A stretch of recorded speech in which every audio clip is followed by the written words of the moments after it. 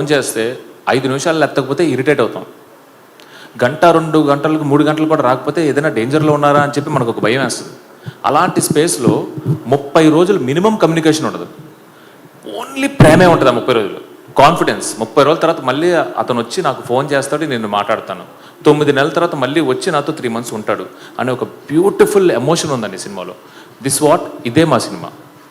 Yeah, okay sir. Aravind గారు sir, ఇంతకుముందు అంటే మీరు చాలా గ్యాప్ ఇచ్చారు గీతా ఆర్ట్స్లో సినిమాలు చేయడానికి. గీతా 2లో GA 2లో చేశారు, కానీ గీతా ఆర్ట్స్లో కొంచెం గ్యాప్ ఇచ్చారు. అప్పుడు అడిగితే క్వశ్చన్స్ అన్నారు, అంటే కొంచెం భయం వేస్తుంది ఇప్పుడున్న బడ్జెట్లో అన్నారు. ఆ బడ్జెట్ సో ఇప్పుడు ఇది కూడా హై బడ్జెట్ మీ కంటిన్యూ ఫిలిమ్స్లో. సో ఈ బడ్జెట్ మీరు రీచ్ అయిన తర్వాత మీ ఎక్స్పీరియన్స్ ఎట్లా ఉంది? నెక్స్ట్ కంటిన్యూ పెద్ద సినిమాలు చేస్తారా, లేదంటే మళ్ళీ ఆలోచిస్తూ చూస్తారా? కథ వచ్చే వరకు ఆలోచిస్తాను. ఆ కథ 6 నెలల్లో రావచ్చు, 9 నెలల్లో రావచ్చు. కథ నచ్చే వరకు గబుక్కుని తొందరపడండి. కథ చూసుకుని దానికి ఏ హీరో, ఇప్పుడు మనకు కథ నచ్చుద్ది, ఆ కథ నచ్చగానే వెళ్ళి హీరో దొరికిపోతాడా? దొరకడు. ఆ హీరోకి ఒక టైం ఉంటుంది. అలాగే చేద్దామని ఉందండి. దాని గురించి అర్జెంటుగా సంవత్సరానికి 4-5 సినిమాలు తీసేసి అర్జెంటుగా పరిగెడదామని లేదు. ఆల్ కాంబినేషన్స్ అన్నీ సెట్ అయ్యి మాకు బాగా అనిపిస్తుంది. సినిమా హిట్ అవుతుంది.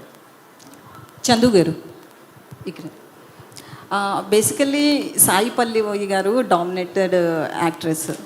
సో అంటే హీరోని కూడా డామినేట్ చేసేంత యాక్టింగ్ కావచ్చు, ఆమె స్కిల్స్ కావచ్చు ఉంటాయి. సో ఈ మూవీలో నాగ చైతన్య గారిని బాగా డామినేట్ చేస్తారా? ఎట్లుండబోతుంది ఆమె role, at the same time hero role? ఈ సినిమా చూసిన తర్వాత, బయటకు వచ్చిన తర్వాత ఎవరు బాగా చేశారనే డిబేట్స్ అయితే ఉంటాయండి. ఇద్దరిలో ఎవరు బాగా చేశారు, రాజు బాగా చేశాడా, సత్య బాగా చేసిందా అనే డిబేట్స్ అయితే పక్కా ఉంటాయి. I bet. అయితే నన్ను అడిగితే Raju. Okay, career best movie అవుతుంది అయితే. అది నేను చెప్పలేనండి, బట్ ఫర్ నేను చెప్పగలను. యా, అరవింద్ గారు చెప్పారంటే నేను చెప్పినట్టే. చందు గారు సార్, ఇక్కడ ఈ సినిమా కోర్ పాయింట్ చూస్తే రోజా సినిమా లాగా ఆ ఫార్మాట్లో ఉంటుందనే ఫీల్ అయితే ప్రమోషనల్ కంటెంట్తో అనిపించింది. ఎంతవరకు అలా రిలేట్ అవుతారు ఆడియన్స్? సూపర్ అండి. ఒక పాయింట్ అంటే రోజా లాగా మణిరత్నం గారి ఫిలింలా అనిపించింది అంటే I'm blessed, I'm super happy.